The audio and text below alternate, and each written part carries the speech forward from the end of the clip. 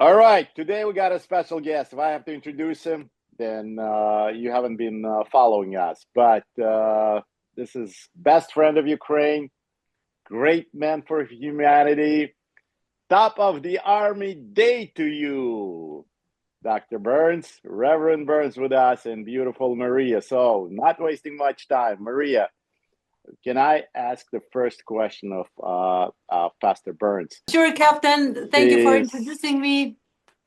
So he's been so popular in Washington that everybody wants to talk to Pastor Burns. Everybody wants to get inspiration from him. And I want to always ask you, sir, that when I met you first in Washington during inauguration, I was told that you have the second largest congregation of Black Americans.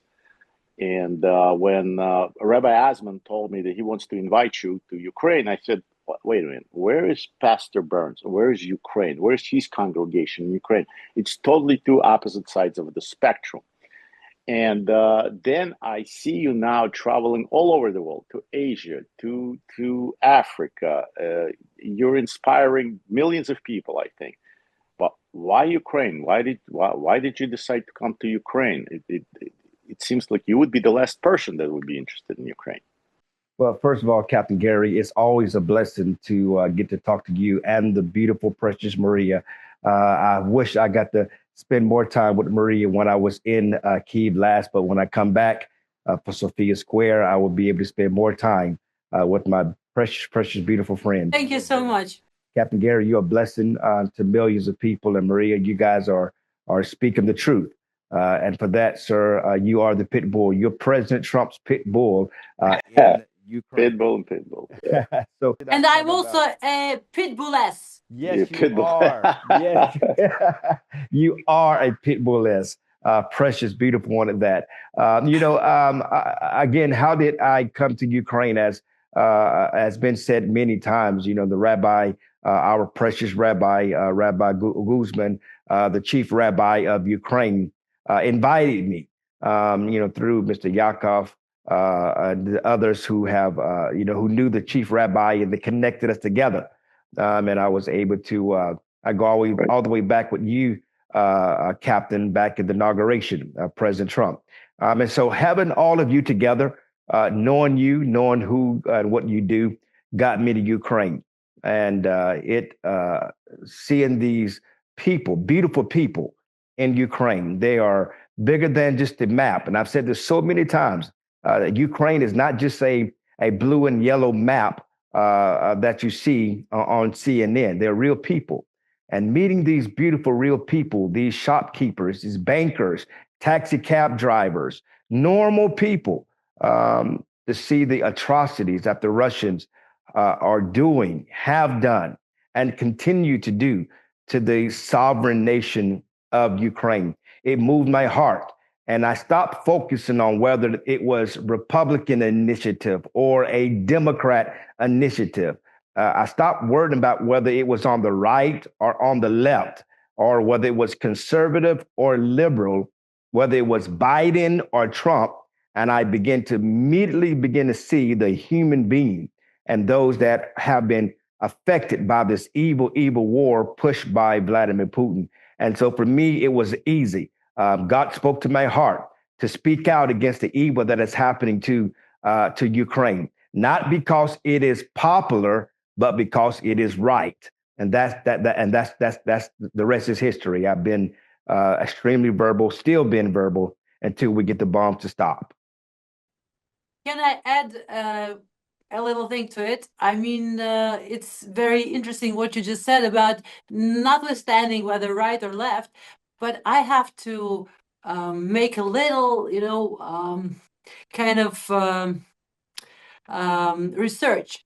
The point is that I live in Ukraine, and I see clearly that the fundamental, essential rules in Ukraine are very, very Republican. Family, church, work, all these things that are very familiar and very close to the Republican Party are so essential for the Ukrainians. And it's strange that so much democratic influences and also media was working in Ukraine all these years, and you're the first person to break this spell. You came and everyone saw that Republicans are for Ukraine and that President Trump is for Ukraine, stands with Ukraine. Yes. True. True. Yes. True. Well, Very you true. know, again, it's baffling to me, and I wish I can say everything that I know, but I can tell you without, and I know it looks like to some people that we are selling out Ukraine, but we are absolutely not.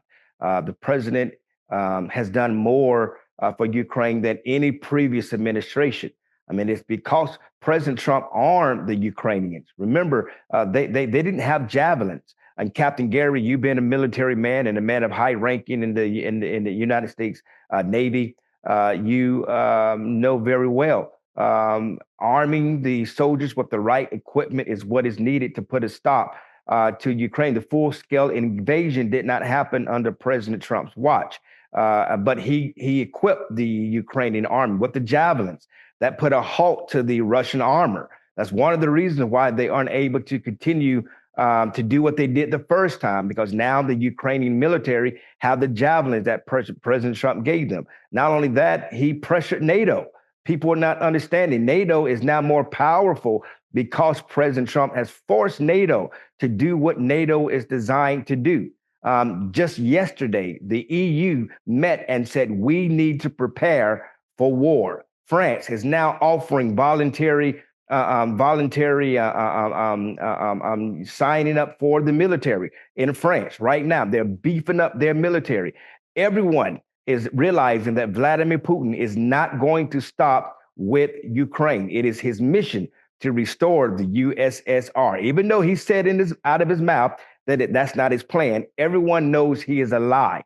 But the fact is, President Trump is imposing a high tariff right now on India for buying Russian oil. Russia, and we're going after the oligarchs. We're going after the partners who are supporting Russian oil. The Numstrong 2 pipeline that Europe was using to fuel Europe has been cut off because President Trump made it clear to Europe, you are funding the Russian war. You are funding Vladimir Putin and their ability to wage war against the innocent Ukrainians. And so the president has made it very clear that Vladimir Putin is a man of his own.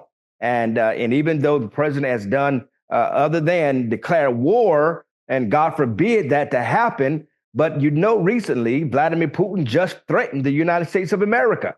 He just threatened us. And so what did the President Trump do in response? He parked a nuclear sub, and Captain Gary, you know this better than I do. That we have the greatest nuclear submarines technology than any country in the world.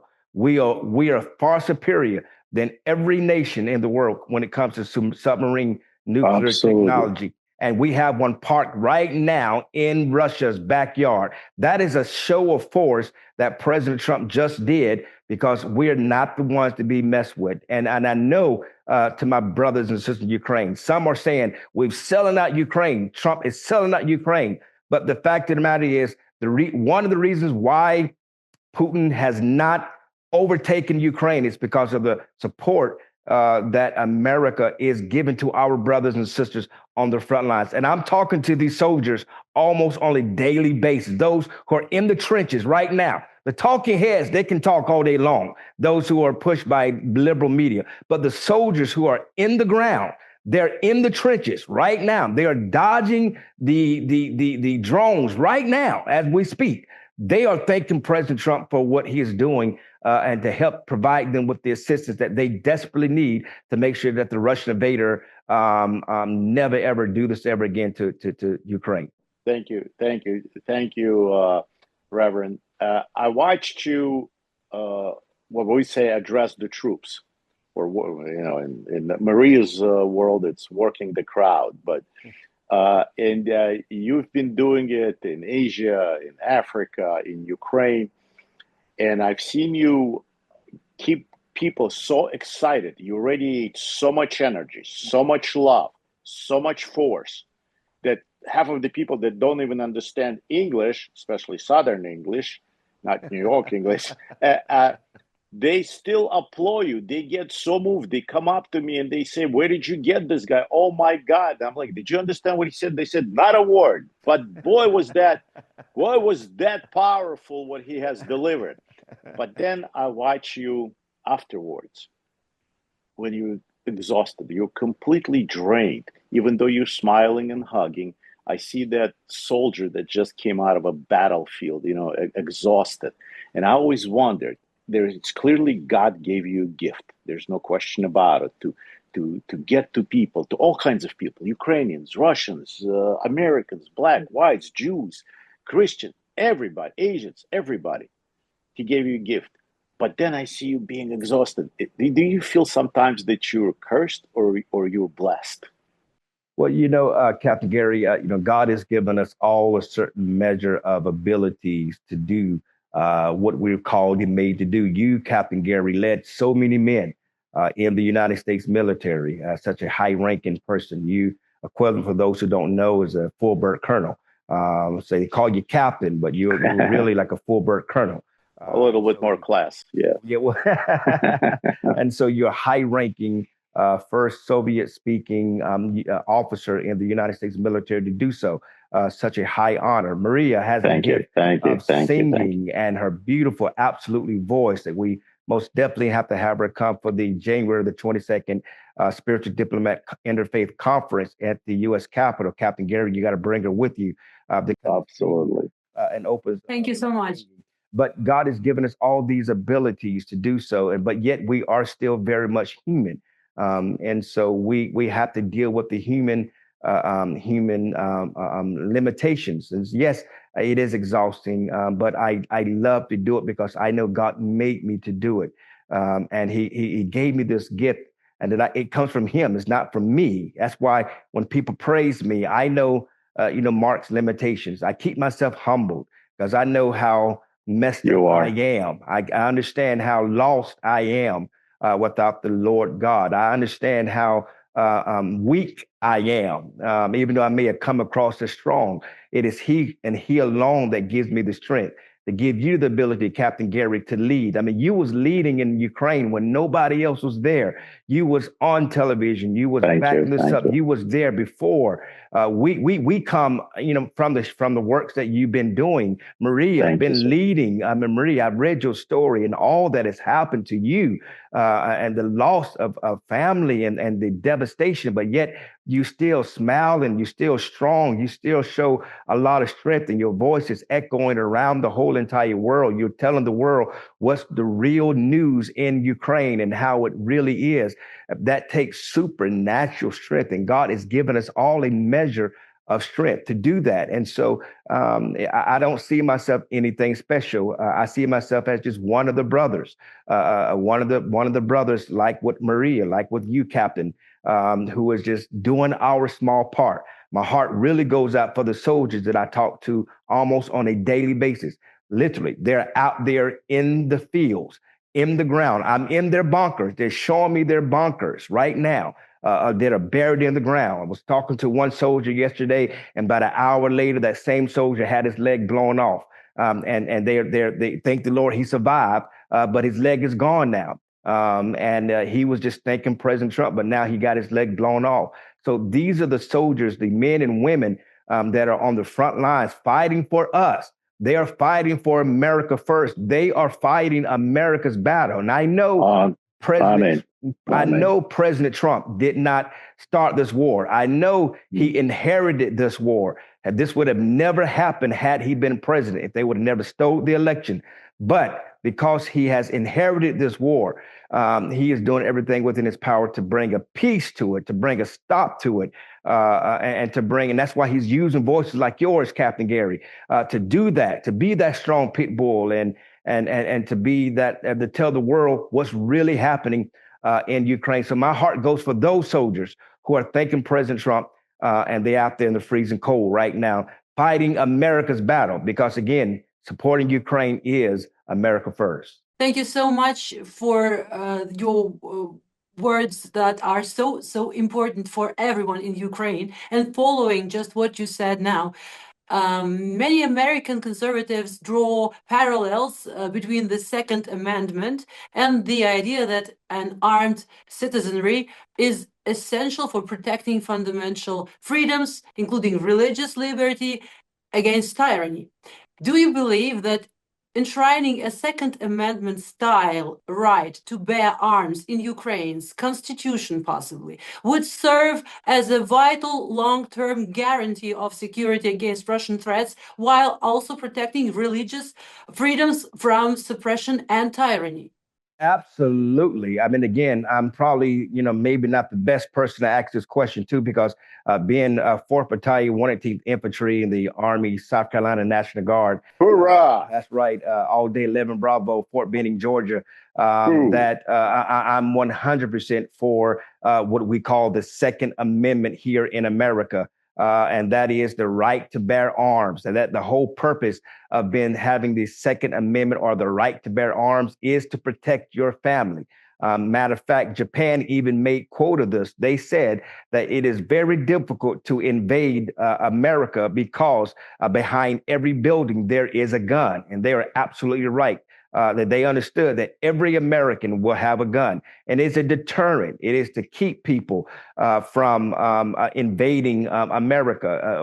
If you get through the military, you're going to still have to fight the citizens because we all are carrying some type of a weapon. And that purpose of this is to defend our homes, to defend our children. A matter of fact, the word pastor means shepherd or to shepherd. And so a shepherd protects their flocks. And so I 100% believe that if Ukraine would adopt a Second Amendment type amendment in your constitution to allow all your citizens to bear arms, to protect themselves, absolutely will be a deterrent from allowing anyone else to ever invade the sovereign nation of Ukraine ever again. Dr. Thank Burns, you so much. I know you every minute, you don't have those minutes in your life, but and I know we got to let you go, but I hate letting you go. So I'm going to ask you one more question because I know you don't know this, and we've talked about it before, and you don't exactly agree with it, but you are our protection. You're protecting me. You're protecting, you are a shepherd, you're protecting Maria, because those of us who are in Ukraine, due to Ukrainians living so close with the Russians for so long, with the Soviets, they're infiltrated by that ideology. There's FSB is at work out there. So those of us who are pro-Trump and pro-Ukraine in the Ukrainian media, a lot of times we're the enemy because we're pro-Trump. And if you're pro-Trump, you cannot be pro-Ukraine. And this is how the Soros, and of course, I'm generalizing Soros. It's a lot of different media outlets out there making that. And I noticed that you stood up for an American Ukrainian TV station called Allatra, I believe, and you stood up for them because they are too, as far as I saw, they were very pro-Ukrainian and they're pro-Trump, and you stood up for them. I mean, I don't want to speak for everyone. I don't like to speak for everyone because everybody, but at this time, I'm going to take this upon and take command, and I will speak for everyone. Everyone loves you for that. Everyone loves you for that because you're on the right side of history, regardless, Democrat, Republican, regardless of Ukrainian, United States, Israel. You stand where the right is, where the heart is, where our soul. So I say that that Ukrainians love you. Ukrainian people love you. They can't wait. When I'm there, they keep saying, when is Mark Burns coming back? Because you're protecting them. You're protecting me. You're protecting Maria. And I say Americans love you. Israelis love you. Africans love you. Asians love you. I see it all over. I love you.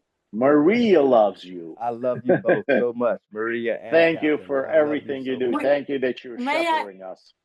May I ask you one more little question about how is going everything on. I mean, the preparation for your church and for the 22nd of January. Maybe you can make a little announcement for our viewers. Absolutely, Marie. Well, I tell you, Captain Gary is going to be there, and I pray that you get to come and be there with us as well to sing and open up the beautiful event. She wants it. I want you to come. I am dreaming about it and praying. It's going to be at the U.S. Capitol. It's very symbolic. It's not going to be, it's going to be, we're already going to be running out of seats. We're only going to be able to hold about 300 people. It's the largest room at the U.S. Capitol to hold an event there.